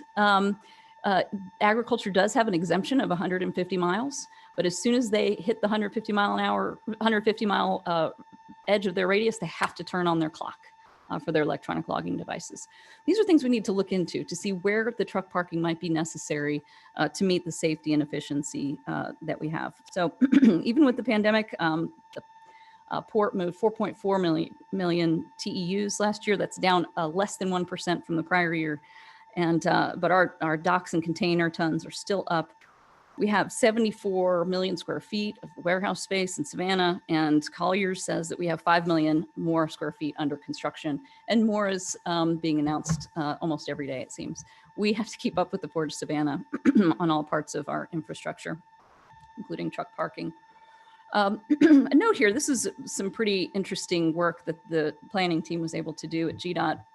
We did some extensive land use data collection, existing freight intensive uses, available properties that are industrial, and also a DRI analysis. So developments of regional impact analysis was done with help from the Department of Community Affairs. So what you're seeing here is where there's high intensity freight land use development. That means there's a need for truck parking in some way, shape, or form. It might just be for staging, where those distribution centers can't yet take the truck, but the truck has to get off of its hours of service and sit to the side until it's ready to go into dock there. But it's not just in Metro Atlanta. It is sprinkled, of course, throughout the state. We have another view here of the potential of where we might have truck parking demand. These are available industrial sites in the light blue and industrial buildings in the dark. It is all to say you can see a lot of it is concentrated on our state routes. This is probably due in large part to the GRIP corridor and the great job the department has been doing over the decades to build out the GRIP corridors. Those 4-lane roads attract industrial business, and they also attract trucks. So we looked a little bit more deeply into those different types of freight networks. And this is really just a kind of a background for the next batch of information that comes here about the types of truck parking that we looked at on all those routes. Public, that is rest areas. Private, those are the companies like Flying J, Loves, et cetera, which have 94% of authorized parking occurs at those private locations. But we also have unauthorized parking. We'll show you that statistic here in that map in a minute. Of our public parking, 42% are at rest areas, 42% are at way stations, and some are at the visitor centers. And you can see them scattered all over the place, all over the state. I'm sure you're familiar with where those are. These are mostly, almost entirely on the interstate system. 47 truck parking locations and 1,700 spaces. Is that enough? I don't know. Might be, might not be. What's probably more likely is we need to have more truck parking scattered throughout the state. Rather than building up large rest areas in few places, it's probably better for us to spread them smaller out throughout the state so that the trucker can make the decision when his hours of service are coming close to expiration. Supply of both public and private is on this slide. It gives you the visual of the private in green and the public in blue. You can see there's 25,000, almost 26,000 private truck parking places. And adjacent to Georgia, there's others outside, of course, in our bordering states as well. Truck parking spaces by county. Another way to look at it. You can see clearly we've got a lot of industrial activity in volume in the Metro Atlanta area, Fulton County. That isn't to say that we have a lot of truck parking places up in Roswell. That is not meant to indicate that. It's meant to indicate Fulton County as a whole. So again, just one other way to take a look at the truck parking that's out there. But in terms of the private supply, a majority of these are affiliated with gas fueling stations, whether it's Pilot, Flying J, Loves, or any of the other ones that we might go to fill up our car. There might also be truck parking affiliated with those more consumer-oriented gas stations. So 23% of the private-owned truck parking are at those ones in the triangle there. So nearly a fourth are provided by the companies that are focused on freight only, trucks only, and service to those drivers. So that means 77% are in these others. So there's these other companies and small businesses who affiliate with these oil companies are in the game. But what we want to look at is what might be the barriers to them getting more into the game. You know, does this this is not necessarily unique either in Georgia, that most of the parking is provided by private sector. So how can we, what work can we do? And these are questions we're asking ourselves and would hope for your help and consideration as well. What help can we give for these private companies to be incentivized to provide more truck parking? It's obviously a need for us in safety and efficiency, and hopefully they would be able to find a business model out of it too, if there maybe are some barriers that are out of the way or incentives put in place, perhaps. But here's where the unauthorized parking is occurring. This is thanks to Georgia State Patrol citations or warnings in 2019. So it's we've cross-referenced this with GDOT crash data, roadway infrastructure data, and national data on speed data for trucks during the nighttime. So we know based on that, those probes that are in trucks, that they've stopped, what hours of the day they've stopped, and for how long they've stopped. This is really the groundbreaking part of what we've done so far here in Georgia. This is data that's available and free to us that we've analyzed. To Carrie's point earlier, can anyone volunteer for some truck parking spaces that you'd like to offer up your land to avail that to help these truck drivers? It's going to be a good deal of analytics we're going to have to do, and in terms of where is the business case for these and where are they viable. So 47% of this is on the interstates. That means 53% are not on the interstates. So there might be off interstate opportunities for us to address as well. And in summary, we have it all coming together all over the state, concentrated in metro Atlanta area, as well as on the interstates. Not a surprise, but not all of them are there. Not all of the supply and demand is occurring on the interstates. We've got more work to do, but we've gotten a really good start here. What's next for us? We're going to continue our data-driven evaluation of the problem statement, the value proposition for addressing it, options for innovative public sector investment and policies to assist the private sector for short and long haul truck parking, business case and ROI-based analysis. And we want to incorporate these findings into our state freight and logistics report, again, that we will kick off in the coming year. So I went through that pretty quickly, lots of information, but would love to take it. All right, thank you. One of the things, and I want to just tell you, I appreciate you kind of taking ownership of this from a state perspective, because, you know, we hear about the private-public partnership opportunities. We know that cities like and counties like Gwinnett's looking at options, and Gwinnett, huge freight, taking in a lot of freight with 0 parking spaces. But there's really doesn't seem like we've had a real effort to have one person or one entity planning and working on that for the state and pulling all those different resources together. And I think in order to solve this problem, that's going to be important. There has to be a central point of contact, one entity that's coordinating all these different efforts.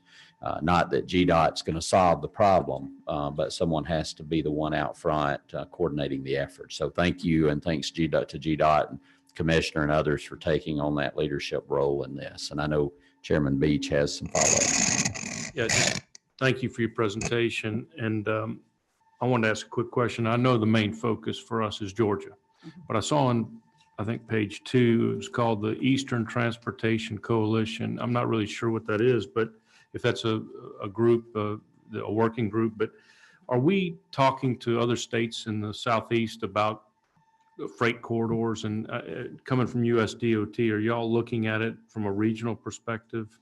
Or was USDOT looking at it from a regional perspective to make sure that it starts in Florida, comes through Georgia, goes to Tennessee and up to Chicago and so on? Excellent question. Clearly, this goes far beyond our borders. Right. Far beyond our borders. It's not just Georgia that's growing, it's the Southeast. The Eastern Transportation Coalition used to be the I-95 Corridor Coalition. So it was all really focused on I-95 with a lot of emphasis on freight. And yes, Commissioner can attest to all the involvement and engagement the department's had in that over the years. Is there any comments you'd like to make about that?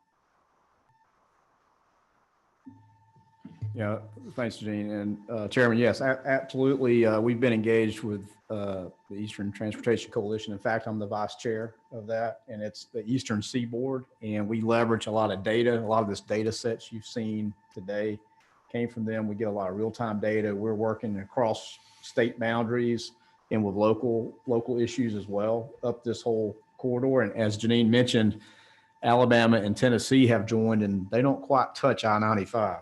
And Right. So it has become more of a regional and South Atlantic approach, and they do a lot of good work. They compete for grant opportunities.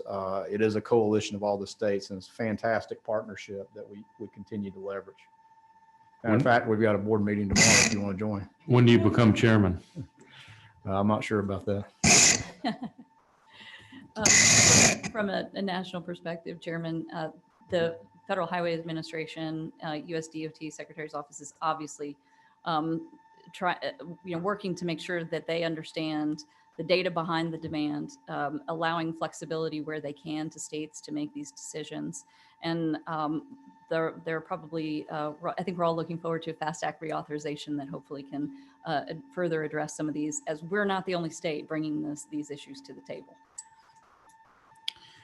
All right, do we have any other comments or questions from, yes, Commissioner?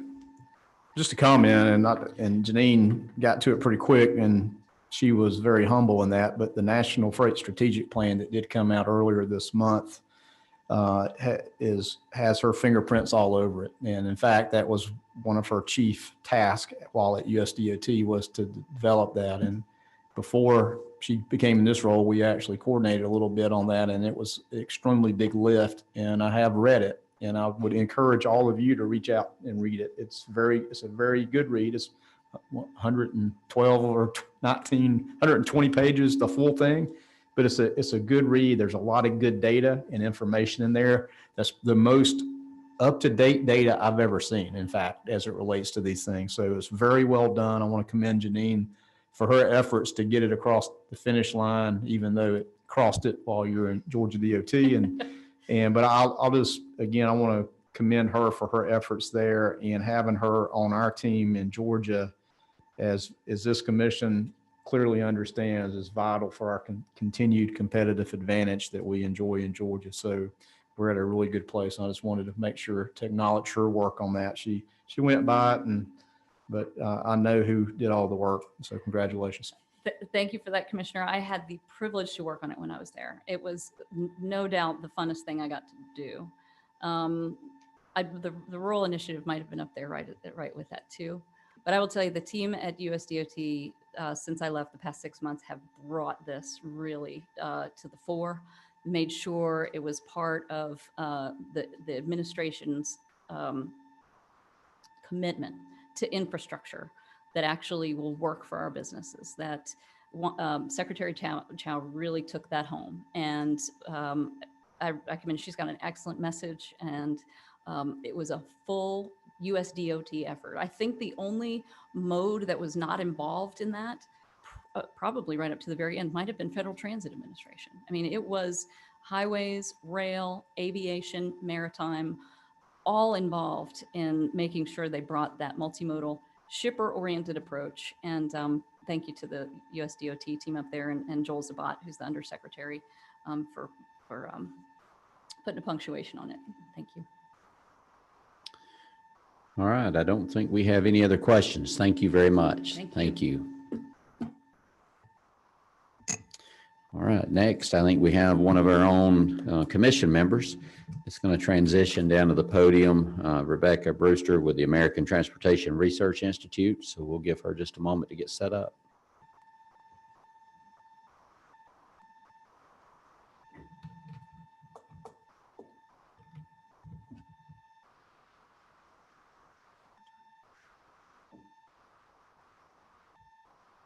Maybe I'll let you do this.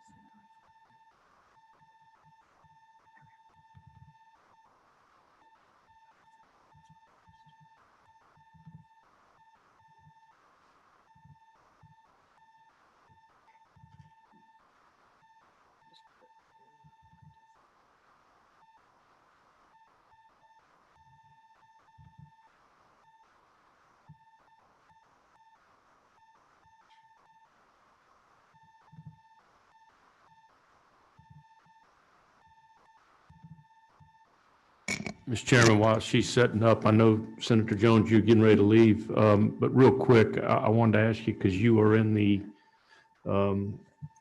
truck, I guess it's a travel center, truck stop business. Can you just tell us a little bit about what you're seeing there in just 2 minutes before you leave? Yeah. Wholesale and retail, fuel and business as well. And you know, it obviously, Janine hit on some good points and did a good job talking about, 90% of the truck parking is being handled by private industries. And it's a combination of your TAs and Loves and pilots and independents like ourselves as well. We have our own challenges with those offerings as well. You would like to take all comers and try to accommodate as many truckers as you can, but you also have to be conscious about not having your spaces taken up by non-trading vendors or independent drivers and things of that nature. And quite frankly, it's a problem that we're going to continue to have. I heard one of the speakers earlier here talking about, your local municipalities and cities. Look, everybody wants the walkable retail restaurant space and bike trails and things of that nature. But quite frankly, the reality of what we live in is logistics is moved by trucks, and trucking is a huge part of how goods and services are brought to communities and individuals. And a lot of times when you're trying to permit at the local level, whether it be just strictly truck parking or a facility like the one we have that are in the business of both retail and wholesale fueling outlets, truck stops, for lack of a better term, a lot of communities are become in opposition of those facilities. And what's so funny about a lot of those things is those facilities usually will provide a larger amount of income as far as sales tax and fuels tax and income revenue dollars to the local communities than some of these huge box centers that whether they might be your big service centers or logistic hubs or things of that nature, who usually come into a community looking for tax abatements in the form of property taxes and will produce zero sales taxes for a local community. However, they seem a little sexier for the local elected officials, and so therefore they seem to bend over backwards for entities that not necessarily will generate one dime for the community as far as tax revenue is concerned. However, they make it a little harder on people who are actually in the trucking or logistics business that is going to add significant sales tax dollars to the community. So you have that issue to deal with, and like I said, you want to try to find parking places on all these major corridors that we have, 75, 20, 85, 285, and 95, just to name a few. As your ports continues to grow, as your state continues to grow, as the Southeast continues to grow, that traffic is going to get heavier and heavier. And, I don't know if there's anything necessarily as benefits or incentives that we can do as a state. However, we do need to have it as an issue that will have to continue to get addressed, or you're going to continue to have trucks parked on exit ramps, off ramps, things of that nature. I see them on the south side of town. When I'm taking my kids to school every morning, there's a line of trucks on various ramps up and down the 75 corridor, and no fault to the drivers. They've got to pull over. They got to stop somewhere. They've come to their allotted amount of time. So at any rate, I do appreciate this committee bringing this forward. I think it is valuable, and it is worthy that people realize that the trucking industry is very important. It's very important not just to our economy, but the whole country, and we need to showcase it, and also if there's a way that we can help aid our independent drivers as well as our large logistic companies and the area of trying to get them off the road and get them rested and safe, then we need to try and do that. But at any rate, thank you, Mr. Chairman, for the opportunity, and I hate I'm having to slide out here early. All right, thank you. All right. I just want to say thank you for inviting me to speak. ATRI, my organization, is the Trucking Industry's Not-for-Profit Research Organization, and we focus on the industry at a national level. But I will say that as a resident of this state for 27 years, I appreciate the opportunity to serve this state by being a member of the commission. So really a double thank you today. Just a little background on my organization. I know I presented to this group earlier, but for those who weren't there, we are the Trucking Industry's Not-for-Profit Research Organization. Our board of directors is made up of the CEOs of the organizations you see here. And so you'll see a lot of those logos of trucks that are looking for places to park. And so our board is very focused on the issue of truck parking and finding good solutions for it. Additionally, and not everybody's logo showed up here, I apologize for that, but this is our Research Advisory Committee. And this is the group that identifies what research we should be doing. And it includes professional driver input, and truck parking is continuously a topic that is discussed by this group when they meet. This is an annual survey that we do of the industry. It's our top industry issues survey. These are the results from last year, where you can see that truck parking was the number 5 issue overall. We just launched the 2020 survey last week, and I will tell you that in the first week's worth of data, truck parking is ranking even higher than number 5. Now, it's early on in the survey. We're going to keep it open through mid-October, but I would strongly suspect that we will continue to see truck parking rank high as an issue. Those are the overall results. This is what it looks like when you break out the responses from professional truck drivers versus fleet operators. And so on the truck driver side, you can see that truck parking is their number 3 issue after driver compensation and the hours of service rules. And why? Because drivers experience the lack of truck parking every single day.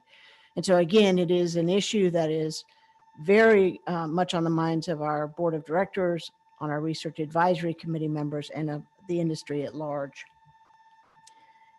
COVID-19 certainly presented a unique opportunity for everyone in the business world, but certainly for the trucking industry in changing the way we operate and impacting the way we operate, including the truck parking issue. And so at the beginning of the pandemic, my staff came to me and said, we should do a survey of the industry to find out how this is really impacting trucking. And I said, are you kidding? People are just trying to figure out how to operate. They aren't going to have time to do a survey. Well, I was overruled, and thankfully I was, because in just over 2 weeks, we had over 5,000 responses to the survey, which is a tremendous response rate for us. 77% of the respondents to that survey were professional truck drivers. So they really wanted the opportunity to weigh in on some of the issues. Some of the interesting changes, we've talked a lot about the impact of e-commerce, and particularly during the pandemic, how that has changed. And so if you look at the average length of haul, what these respondents said, less than 10% of their routes were less than 100 miles per trip before the pandemic. That more than doubled after the pandemic, as everyone was sort of shifting their operations to run from distribution centers to grocery stores, and distribution centers to pharmacies, and making deliveries to hospitals. So a real shift in terms of how the industry was operating. You are familiar with this list. I know the commissioner is. This is our annual list of the top truck bottlenecks in the country. We use a data set of over 1 million trucks worth of GPS data that comes into ATRI in real time. We figure out where trucks are operating more slowly due to congestion and how many trucks are impacted. We look at 300 locations around the US. The top 100 that are most impacted on those 2 metrics, speed and volume, become our top 100 list. And Atlanta is in that list. We put this list out using 2019 data. We put this list out at the first part of the year. You see Spaghetti Junction is the number 2 location. It was replaced by the George Washington Bridge in New York City, connecting New York and New Jersey. Atlanta has actually 3 in the top 10 list of the worst truck bottlenecks, but that was pre-COVID. Suddenly everybody stays at home. There are shelter-in-place orders. And so we used our truck GPS data. We looked at the 3rd week in March in 2020, in 2019, and 2018. And on the left, you see at Spaghetti Junction how significant a difference we were experiencing in terms of congestion when everybody but the trucks stayed at home. So in the afternoon rush hour at Spaghetti Junction, in our truck GPS data, average truck speeds are about 14, 15 miles per hour. And if trucks are going that slowly, obviously cars are going that slowly as well. The green line is 2020, and you can see that trucks were averaging 53 miles per hour at the afternoon peak. Just a little glimpse into how much more efficiently the supply chain can operate if we can convince car drivers to do something other than use the surface transportation system and leave those roadways for trucks. For another day, I know. So, yes, exactly. So in the survey, we ask respondents, is truck parking, what's the truck parking situation like during the pandemic? And you can see that 44% of the respondents said truck parking has become somewhat harder or much harder to find during the pandemic. Now, part of that was driven by some of the states in this country who, as part of the pandemic, decided that they would close their public rest areas. And I'm not trying to pick on Pennsylvania here, but I have a picture from Pennsylvania where they shut down their rest areas, essentially carving out a large part of the parking supply from an industry that already is suffering from a lack of available parking spaces. Now, we know that we are dealing with a virus for which a proven strategy is personal hygiene. In response to the trucking industry's cries that you can't shut down the rest areas, some states put porta potties out in front of their permanent facilities. So they didn't open the rest areas back up, but they did put porta potties out there for the truck drivers to use. It's a little improvement, but it's certainly no solution when you want people to wash their hands and stay clean. I have to applaud the commissioner and the Georgia DOT for not taking this approach and for stepping up the cleaning of the rest areas. I mean, I've traveled a number of times since the pandemic or during the pandemic, really been impressed. And I follow the Georgia DOT on social media, and I've been so pleased that at the height of things, tweets were coming out, our rest areas are open, they're clean, trucking industry, come on in. So really applaud you for that, because this is a situation that really puts drivers in a tough position. The other thing that happened to truck drivers during the pandemic is states shut down in-restaurant dining. And when you do that, you limit availability of food for drivers, because while you and I can pull up to a drive-through restaurant and get fast food, it's a little challenging for a truck driver to do so. Now, again, the public recognized we need to take care of the truck drivers because they're taking care of us right now. And so a number of examples from all over the country of people who took meals out to waste stations and rest areas and passed them out to truck drivers, recognizing that they were keeping us going during the worst of times. I probably would be remiss if I didn't mention, for those of you who don't know, we are actually in National Truck Driver Appreciation Week this week. So if you are on social media and want to hashtag thank a trucker, I know the trucking industry would appreciate that. What did the industry see were going to be the changes in freight volumes? Not so optimistic. Now, this survey was in late March, and certainly things have changed then, but early on, the majority of respondents felt that freight volumes were going to get much worse or somewhat worse. Now, certainly that depends on what segment of the industry you are in. This is not as ubiquitous an industry as you might think. A truck is a truck is a truck. If I'm hauling dry goods and consumables that go to grocery stores, my business was through the roof during the pandemic.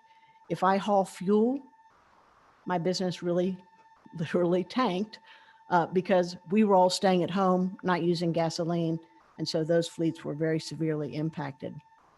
So we wanted to figure out, again, using that truck GPS data, if our respondents were right about freight volumes.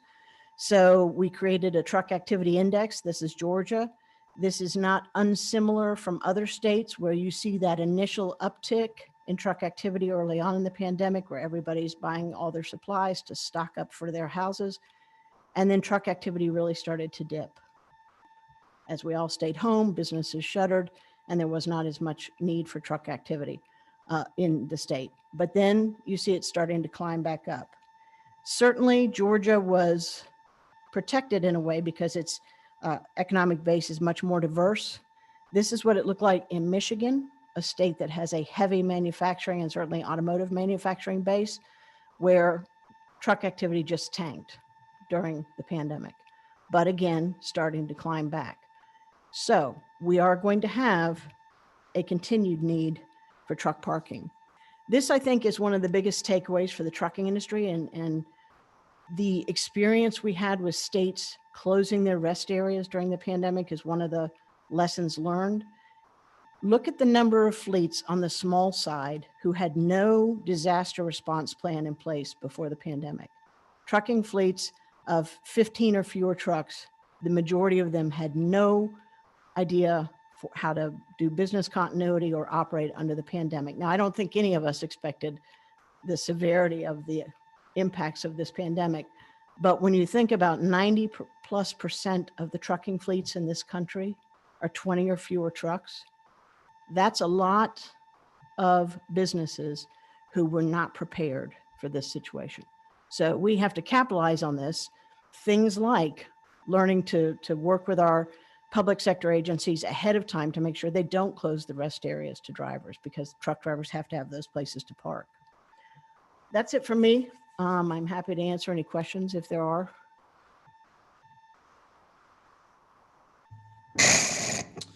All right, thank you. Thank you. Anything on Zoom? All right, any questions from the panel here? All right, thank you very much. Thank you. Okay, it's time for closing remarks, and Chairman Tanner will go over the dates of the next meetings. We will come together again and have, we've got about 4 more meetings, and the final meeting, we will make recommendations and we will come up with a plan that we can execute and fund, most importantly. So we will continue to do our work. I want to thank the committee for all the work we did last year to get us to this point, and the work we'll do in the next couple months to come up with some final recommendations and a plan to execute. Before I turn it over to Chairman Tanner, I wanted to ask Commissioner Taylor, I know you are kind of on the outskirts of the metro area up in Bartow County, and I know you had a Chick-fil-A distribution center open up in your county, and so you've got some activity going on up there. Can you tell us, are you dealing with anything about trucks parked on your interchanges, or give us an update? Oh, yes, the commissioner knows. We're almost every interchange has, we have tractor trailers lined up on our ramps, just about everything north of Cartersville, all the way up into Gordon County. We've got in Bartow, we have successfully recruited quite a bit of industry just north of Cartersville, between the Cartersville and the Daresville. It seems like there's a project every week, and we are creating, by our success, we're creating a truck parking problem.